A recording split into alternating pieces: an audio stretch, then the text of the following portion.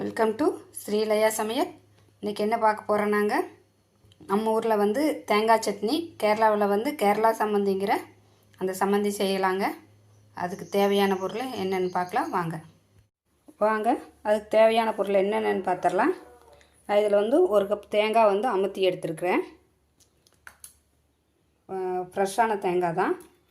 ஒரு 10 சின்ன வெங்காயம் வந்து எடுத்திருக்கேன். ஒரு 5 காஞ்ச மிளகாய், இந்த டிஷ்ஷுக்கு தேவையான அளவு எண்ணெய், தேங்காய் எண்ணெய் எடுத்துருக்குறேன். இது 1 இன்ச் அளவுக்கு இஞ்சி வந்து கட் பண்ணி எடுத்து வச்சுருக்கிறேன். நல்லா தோல் சீவி கட் பண்ணி கழுவி எடுத்து வச்சுருக்கிறேன். இது சின்ன நெல்லிக்காய் சைஸ் அளவு புளி, கொஞ்சம் கருவேப்பிலை, இதுக்கு தேவையான அளவு உப்பு. வாங்க எப்படி செய்யலான்னு பார்க்கலாம்.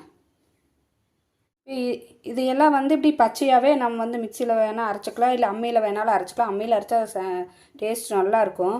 உங்களுக்கு இதோட வெங்காயத்தோட பச்சை வாசனை எல்லாம் பிடிக்காதுன்னா நீங்கள் வேணால் கொஞ்சம் எண்ணெய் ஊற்றி இந்த வரமிளகாயும் வெங்காயம் வேணால் நீங்கள் வந்து கொஞ்சம் லைட்டாக, ரொம்ப வதக்கக்கூடாது, லைட்டாக வதக்கி சேர்த்துக்கலாம். நான் வந்து இப்போ அப்படியே தான் சேர்த்துக்க போகிறேன். இந்த தேங்காய் இதெல்லாம் போட்டு நல்லா கொரகொரன்னு அரைச்சிட்டு வந்துக்கணும். ரொம்ப நைஸாக அரைக்கக்கூடாது, நல்லா கொஞ்சம் கொரகொரப்பாக அரைச்சிட்டு வந்துக்கணும். இப்போ இதை அரைச்சிட்டு வரேன். இப்போ இதுக்கு வந்து தேவையான அளவு உப்பு போட்டுக்கலாங்க. உப்பு பார்த்துட்டு சேர்த்துக்குங்க.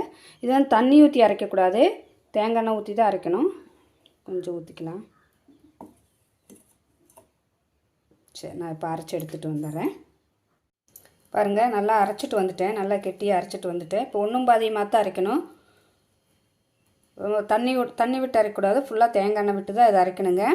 நம்ம ஊரில் வந்து இது தேங்காய் சட்னி சொல்லுவாங்க, கேரளாவில் வந்து இது கேரளா சம்மந்தின்னு சொல்லுவாங்க. ரொம்ப காய்ச்சல் அந்த மாதிரி இருக்கும்போது ஒரு கஞ்சி வச்சு இந்த சட்னி சும்மா 2 வெங்காயம் 2 தேங்காய் வச்சு ஒரு அம்மியில் அரைச்சிட்டு வந்து அதை தொட்டு சாப்பிடும்போது செம்ம சூப்பராக இருக்கும். அந்த காய்ச்சல் இருந்த இடமே தெரியாது.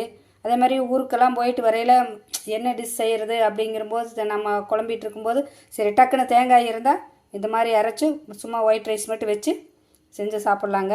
நீங்களும் செஞ்சு பாருங்கள். ஓகே, உப்பு பார்த்துக்கலாம்.